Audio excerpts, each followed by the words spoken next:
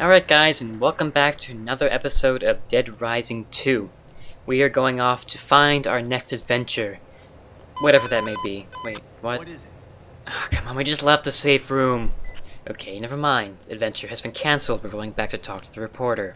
Great. Wonderful. So, we have been around a bit. We just gave Katie her Zombrex, so that should be okay for now. And Rebecca's gonna have our next mission. It was TK. He's the one who framed us. TK? Are you sure? He admitted it to my face. But that's not possible. Why would he let his own zombie supply loose? Sabotage his own show? I saw him with my own eyes. So you say. Is that who your source is? TK? Don't be ridiculous, Chuck. Whoa, what was that? It sounded like it came from outside. Looks like someone might be messing with the casino vaults. I can't tell who it is, though.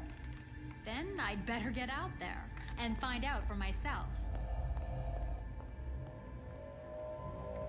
I don't know if she's really brave or just really stupid.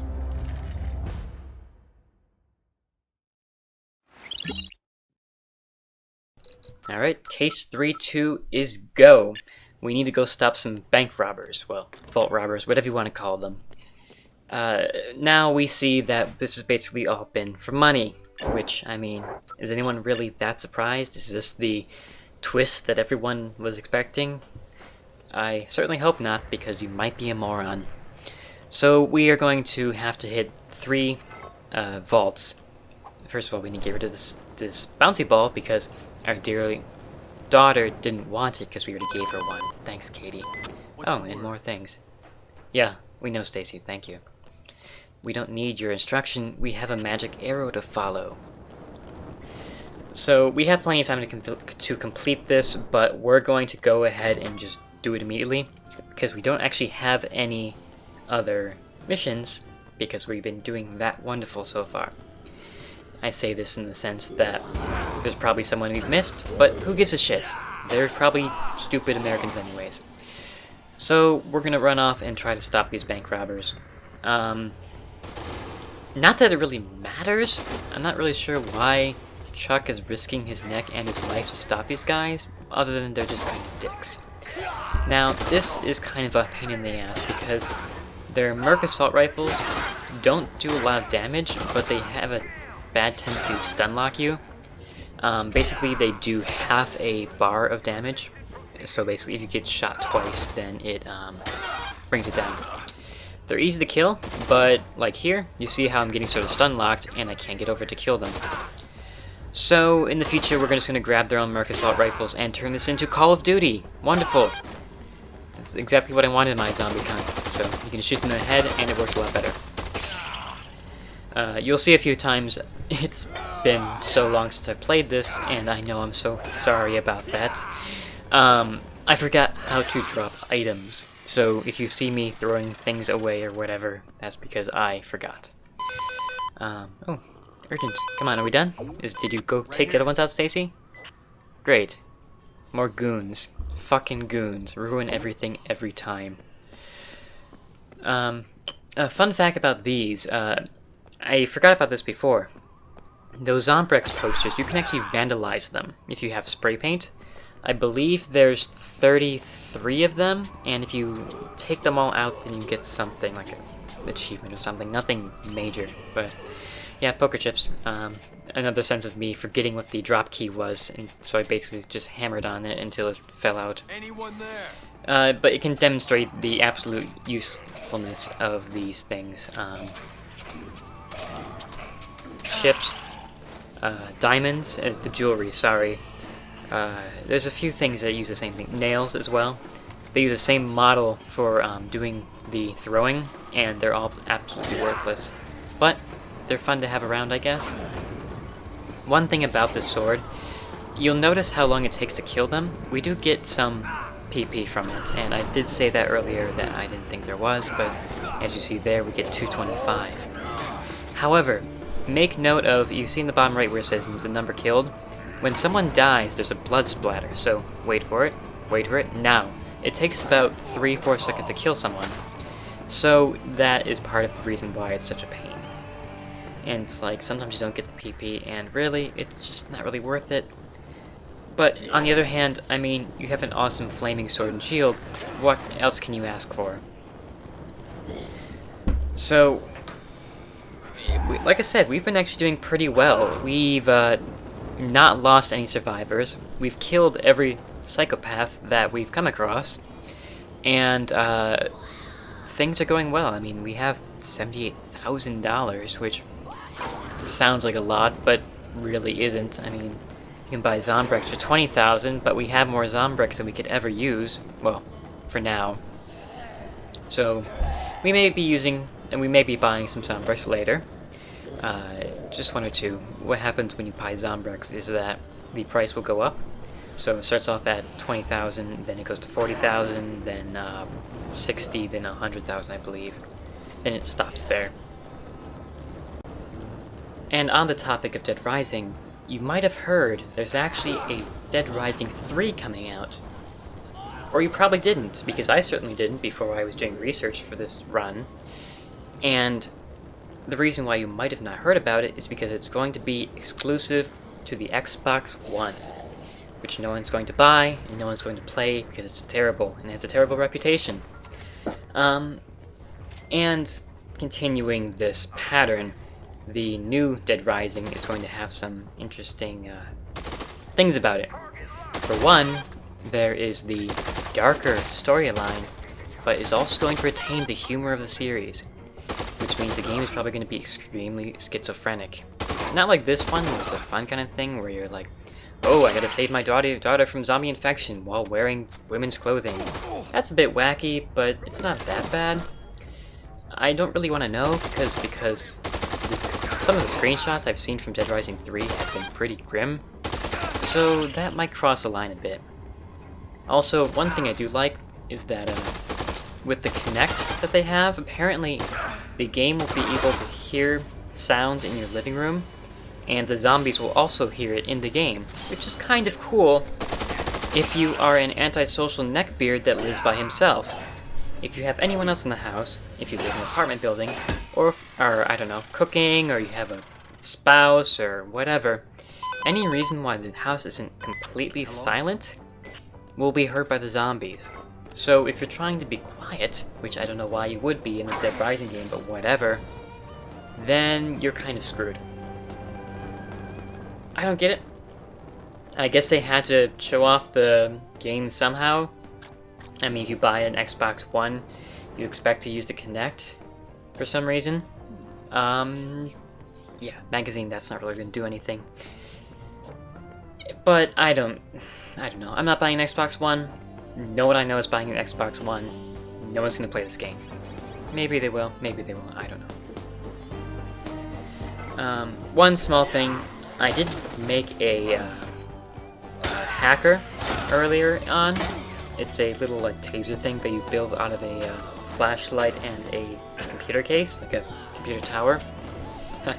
I like newspaper. It's like whack the zombies with like a bad dog. No eating people. Just go away. Anyways, the hacker. The main reason you would use the hacker, and I completely forgot when I'm like, this is such a stupid weapon. It only stuns them. Well, yeah, but the reason you actually want to use it is because if you use it on an ATM, then you gain $10,000 rather than the $2,500 that you get while smashing it open. Why did I forget this? Well, I'm kind of an idiot. And we're going to try to make zombie souffle, or whatever you would use to make a dish with a knife. I'm pretty sure souffle you do not use a knife for, but you never know. Maybe you're a avant-garde chef.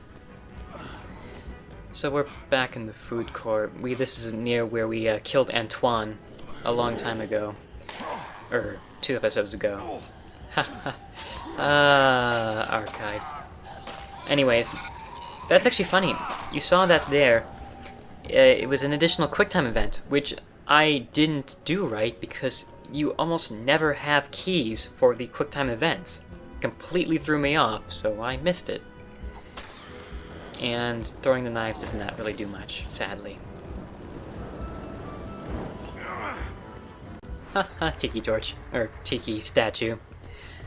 It's basically the same thing as every other heavy weapon you can pick up. It's really slow, and you can throw it, and it's not really that special. But it's a Tiki... Actually, no, it's a Incan statue. Sorry, my mistake. I was being culturally insensitive. Yeah, if there are any Incans out there, I apologize for confusing your culture with something else. And sorry about Spain. That was our bad. So we have another one of these guys, the Vault. This is our second one. Sorry, third one. The second one I was talking over earlier. So we're gonna just try to use this cart to absorb some bullets. Unfortunately, didn't really go so well. You saw there, or if you didn't, they actually do throw grenades as well. They do practically nothing, so don't even worry about it. Because in the Dead Rising world, guns are worthless, and grenades even much so. Some sort of weird, bizarre world. Oh, new message. We have a new... everyone knows Slappy. This is a fun one. It's not fun like Antoine, oh my god, kill me, I hate this game fun. It's actually kind of cool. Because there's several ways you can kill him. But we'll get to that in a few seconds. How about that? So we're Call of Dutying our way through and trying to kill the guns without being shot to death. Packing peanuts or whatever they shoot us with. Unfortunately, I am not good at aiming in this game apparently, and nope, that's why you don't try to hip fire. And I couldn't hit their heads. But 1, 2, 3, come on, Chuck, put your back into it. And done! Drill destroyed! Hey! Now, these guys weren't really hurting anyone, and there weren't really any reason to stop them aside from not letting them have the money, I guess. I mean, Chuck could probably be spending his time better than chasing down these mercenaries. What's going on? Maybe saving survivors, or I don't know. But whatever. Cake. Entire cake. Chuck, you're going to give yourself diabetes. Don't do that. So, we get another one, looks like. Run for the money. The heist at the Atlantica. Looks like someone drove a van into the side of the Atlantica, and now they're trying to blow it up. Why? I guess these gigantic, probably very expensive drills are nothing compared to just running a van into a wall. Awesome. So we're gonna go and take a bathroom break. But first, I had to show you this because I didn't even remember this was here. The Freedom Bear! America, fuck yeah! There is nothing more patriotic than an LMG taped to a bear, I guess. The bear is the bear of freedom. Let it always ring. It's one of those things that's kind of cool, but also completely worthless at the same time. It's basically a stationary turret, so you make the Freedom Bear, set down the Freedom Bear, and he goes Rambo with it. I say that Rambo literally because he's a bear with a gun and bandana. So here's a Surfbot Max. This one is a dead Surfbot, and you can smack it around and you put it on people's heads. It's fun, but I can't for the life of me figure out how to put it on my own head. But I know that there's a way you can attach a lawnmower to a Surfbot mask, and then you can do a charging attack through the crowds with a spinning blade of death on your head, which is awesome. But I don't really know how to do it normally, so there must be some thing or another. So Tiki Torch, just stab them and set them on fire. Kinda cool, not as much as burning sword and shield. Infernal Arm, sorry. Oh god.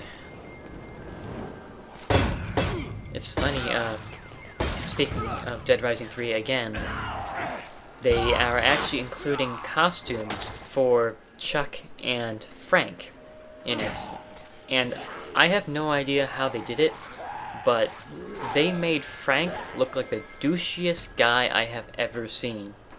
He's got, he used to have spiked hair in Case Zero, which is actually a sequel to this, kind of. And it was kind of weird, but I mean, he was still like masculine and cool, and he had the spiky hair because that's what the idea of what you look like when you are 10 years old and want to look cool.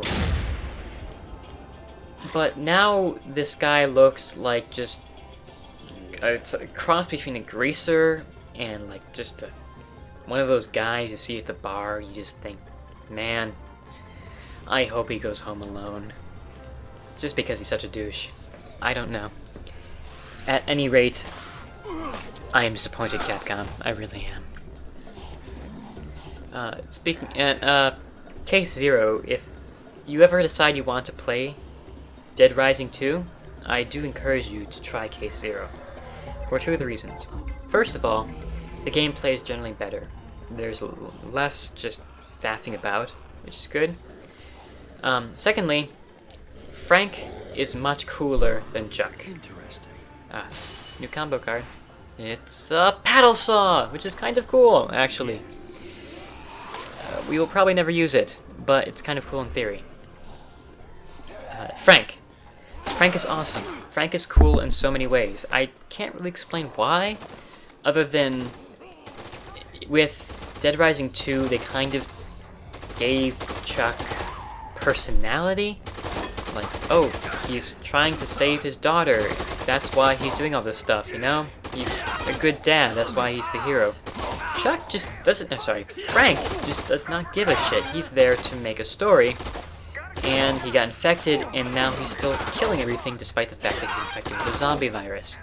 And not only that is, in the first game, you accumulated these levels, the PP, by taking pictures. And not just like, oh, phenotrans, blah blah blah. It's pictures like, ooh, brutality, and drama, and erotica, which was kind of weird, but whatever. So we're just trying to take out this truck, by the way. Hey, look at this, propane tanks. I wonder what happens if we shoot them. I don't know, Chuck. Let's find out. I said let's find out. Find out. There we go. Chuck's not very smart. So bing bang boom, this is basically just hammering away because apparently those guys were supposed to serve some sort of challenge. I'm not really sure. That's sort of the weird thing about Dead Rising is that it's like, it's hard to say that it's hard, per se. After the cutscene, sorry.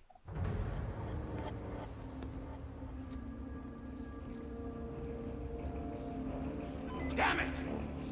What do I pay you people for? We're staying a bit longer than planned, boys.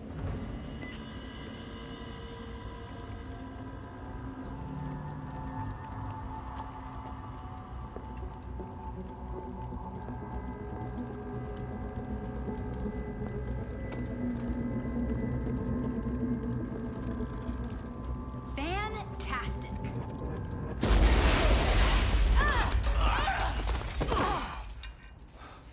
You've got a real knack for showing up at the right time, don't you? Have you covered wars or something? Not until now. Everybody has a first time, Chuck. So, you believe me now. They're robbing the damn city. That's why they started this. For money. You sure got your story now. Listen, I've got a meeting with my source tonight. I think maybe it's time you met. I thought a professional journalist never gave up a source. I think this is kind of a special case, Chuck. I'll meet you at 11 o'clock in the bar at the Yucatan. It's a date. I hope that you all enjoyed watching Rebecca fiercely dry hump Chuck.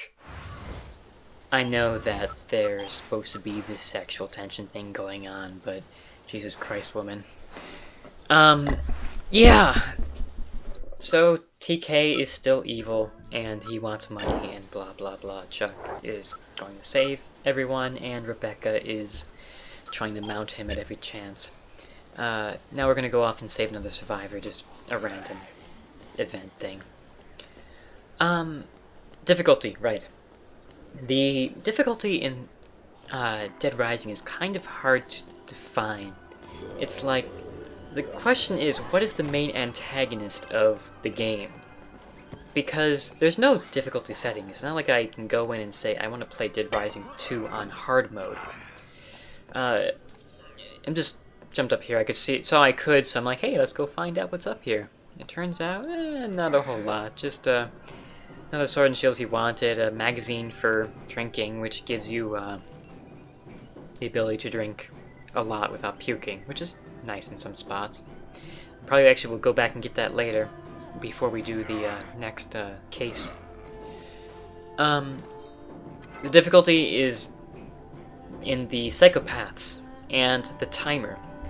Now, the timer is more there to just make sure you can stay focused and not just fuck around the entire time. Although if you want to, you can. Watch how effective these nails are. But the main problem is the psychopaths. If you're gonna die, you're gonna die because the psychopath killed you.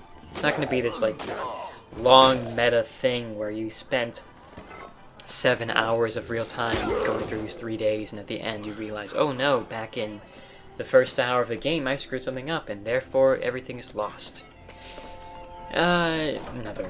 This really isn't worth it. The payout isn't very good at all, but what the hell, let's try it anyways.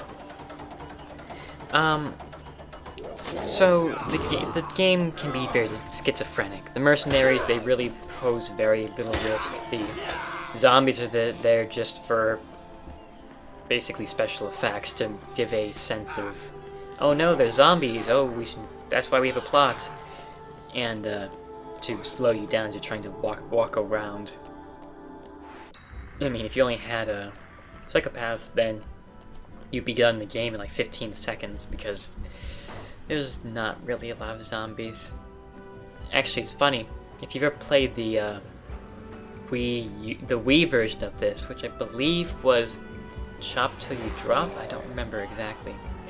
The Wii had some severe limitations on the processing power because it's the Wii, and it kind of sucked.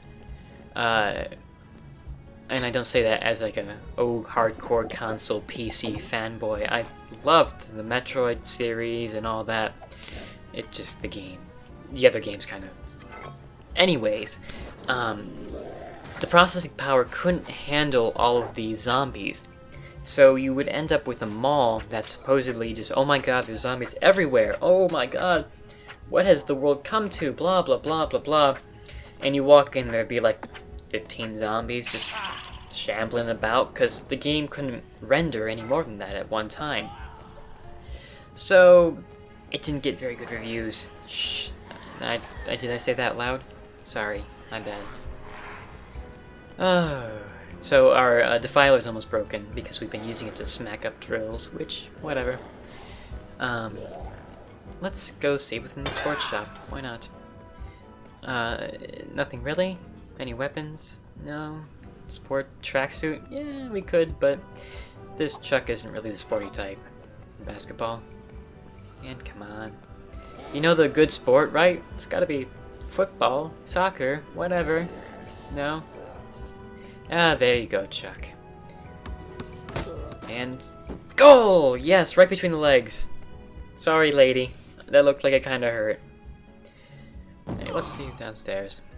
Nothing at all. Yeah, these sports places are kind of cool, but other than clothes and non-modifiable weapons, except for the baseball bat and the boxing gloves, they're kind of lukewarm.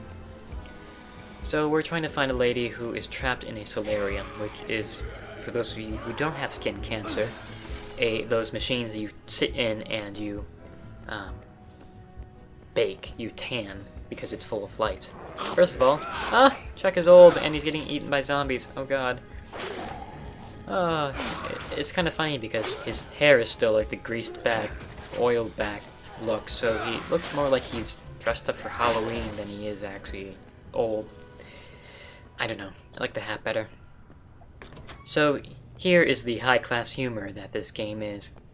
Here's our person, and a snack, suntan lotion, and yes, a dildo in the solarium. Yeah, we're going pretty much Saints Row right now. Huh, you're funny, Chuck. Oh god, someone at Capcom, someone thought that was really, really funny. Yes, we're gonna rehydrate her by giving her an entire bottle of wine. That's gonna work out well. Amazing. So we gotta carry her back because she's so incredibly sunburned that she can't walk. It's actually funny. There's a magazine called Leadership, and the leadership ability would allow her to walk if we had that. There's actually a few people who that applies to, like anyone that you either have to pick up or offer a shoulder to. So, like, remember that lady that we saw at the toy store earlier? I think her name was Ethel, because she's an old woman. Of course, her name is Ethel. She would be sprinting all over the stores if we had that leadership magazine. But we don't, so whatever. Secondly, Angry Surfbox Mask! Haha! 50 PP. So we're actually gonna build the combo card we got earlier, the helicopter and machete. It's not really all that useful, but you know what? We have the materials, so what the hell? But first we need to find a way back. Lynette has offered to show us a shortcut in her upstairs room here. The dressing room, rather. It is a nice little shortcut. However, we're probably not going to use it very often, or if ever again, unless the game tells us explicitly, because I can never remember where it is. And to be perfectly honest, I can't even remember where we are in the map most of the time. I just follow the arrow like a good little gamer. Just follow, follow, follow. This is why you play Call of Duty and Captain Price has follow printed over his head. It's just, you can get around a lot easier, but it's a lot less direct. So, whatever. The game is built around you not using those shortcuts because they're shortcuts. And you'll still have enough time to go around. So, whatever. But it's better than nothing. It's good to have an option rather than having to force to go through the Platinum Strip for the 10,000th time or go next door to the Atlantica because we haven't seen that enough, that's for damn sure. Thanks for everything. Lynette. It says she's 24, but I swear to God she's at least 40 years old. That haircut I think does it. Maybe it's the burned skin. So we need orange juice because we are out of healing items. I guess bullets kind of tend to hurt a bit. That's just what I've heard. So we have at least one thing now, so we're not gonna die. Fire axe, right. Trying to remember what the hell I was thinking coming over here, because we didn't have any objectives and I wasn't saving. We need a new fire axe because we need to make a new defiler. Because our other one is broken. So we actually might notice we still have 41 hours left. You might notice that because it pops up every time we change areas, which is frequently. As the 72-hour mode title might indicate, we have 72 hours to complete our objective. So we're about a little over two-thirds left of the game. We're making a pretty good clip though, so we need to go grab the sledgehammer for the defiler, so we'll be back in just a second. That you just saw that the sword and shield, you can actually hold down the right button, which is normally the throw command, or at least the aim to throw, and it'll hold it up in a blocking motion, and you can use the other hand to smack people around with it. You can't see me, but I'm gesturing with my hand with the sword and shield motion, so yeah. I'm actually insane, apparently. The fire extinguisher we will actually use for Slappy. You wouldn't actually need to use it, or rather you wouldn't know to use it unless someone told you, or you cheated, or this is your third run through, but whatever. It's nice things like that. It's like, I do like that they have this is the helicopter thing, it attracts them, they get cut up, it's a nice little PP bonus, and you will never use it again. So every other one-time use weapon. Kind of cool, completely worthless, except for PP purposes. I do like that there are different ways to kill the bosses. It adds a little bit of variety, especially if you're going to be running through the game a couple of times. Like, let's say you're doing an LP or something, and you have to play the game 2 or 3 times to get everything right. In that case, it's nice that there's some stuff that isn't entirely obvious, but it's still like in the game. I don't know. It's cool. I don't know how else to explain it. I missed a loading screen. Damn. You notice all the frequent cuts. For people who haven't been watching so far, those are all the loading screens I have been taking out. I probably removed the flower, completely worthless, but fun anyways. I believe you can shove diamonds in it and it'll turn it into a diamond gun, which is kind of cool. There's a lot of loading in this game anyways, everywhere you go. So I probably cut a good 5 minutes off this video just by cutting out the loading screens. Ooh, what's that?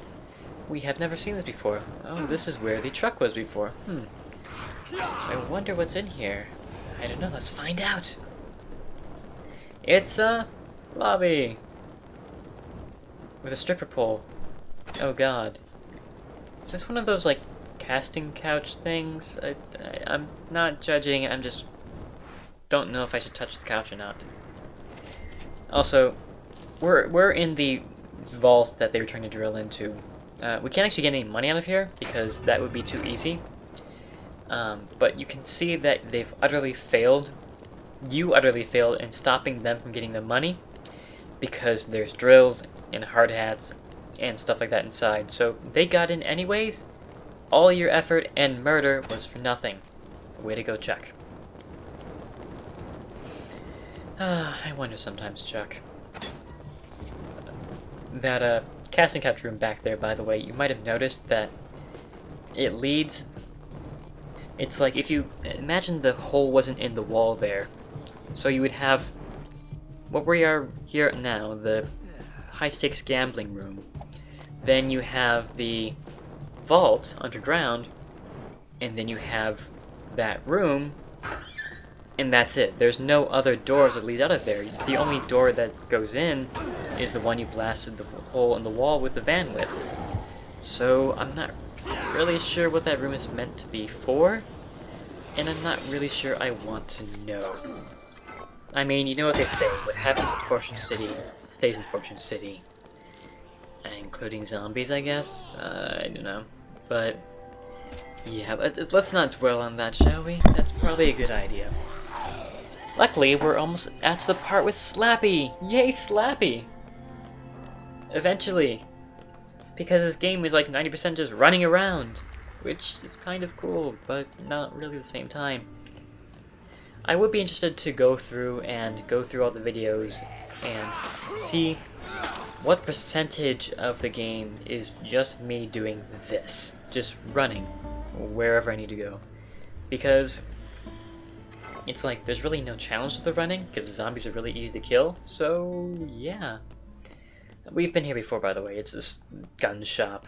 You can get pistols, which are useless, shotguns, which are moderately less useless, and sniper rifles, which are kind of cool, but you kind of have to wonder how he's firing this thing without completely breaking his arm.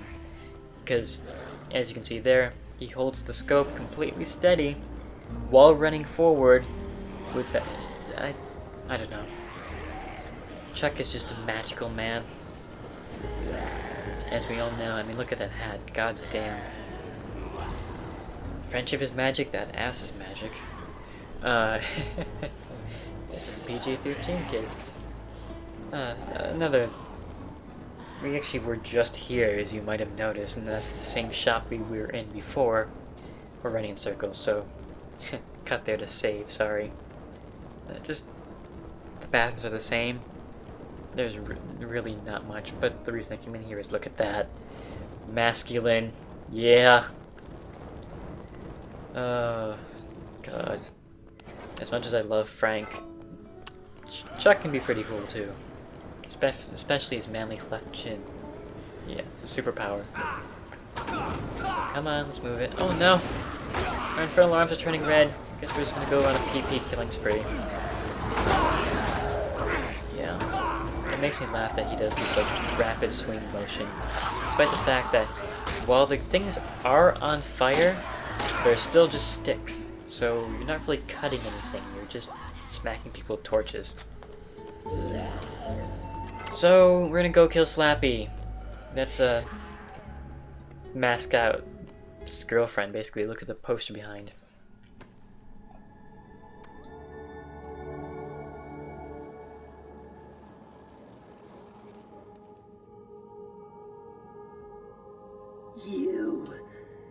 You're Chuck Greene. That's right.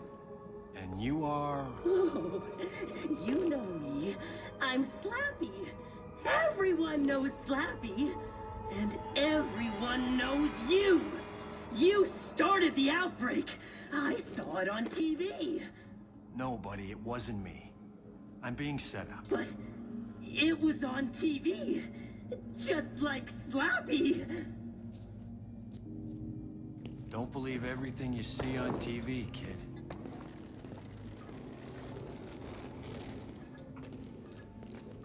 Look, are you okay? Do you need something? Am I okay? Do I need something? The TV says you're the one who caused all this. You took the best thing in the world away from me. My girl. She was so beautiful.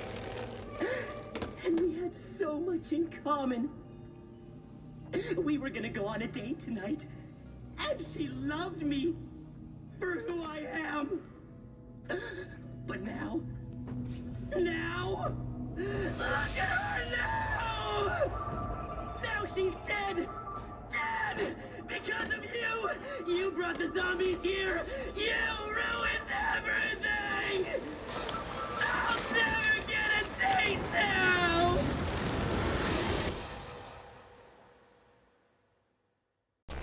Was that as uncomfortable for you guys as it was for me? Wonderful, great. So, fire extinguisher. You use it to stun him, which it clogs up his guns. You smack him a few times in the back, and then he does a 360 attack. You should avoid, but I didn't because I'm not very smart.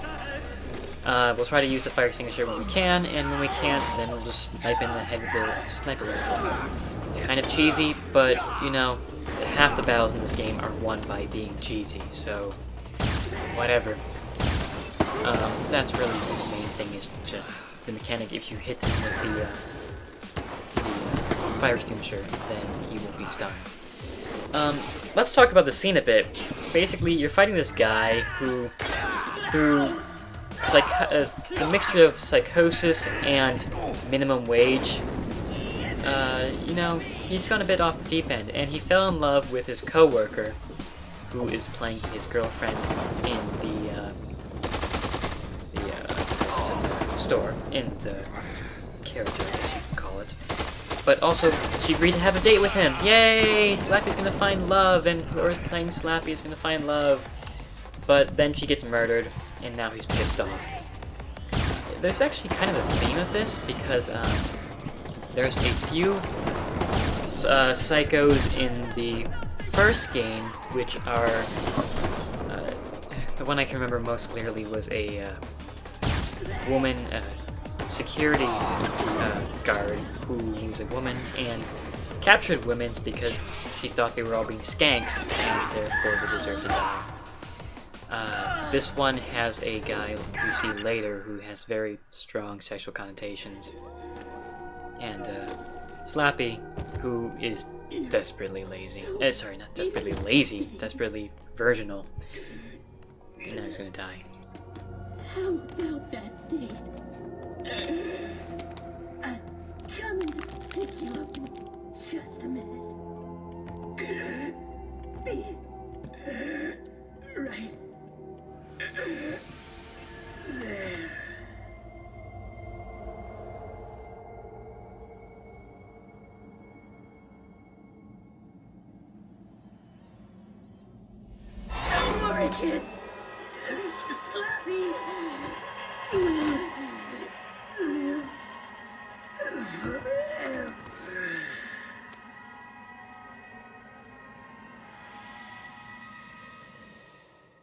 Jesus fuck, that scared me.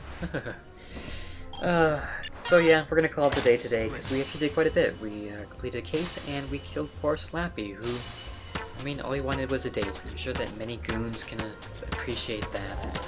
So it's kind of a tragic figure. Anyways, this has been Dream Shipwrecked, and I will see you next time. Probably won't be in 2 months, I hope.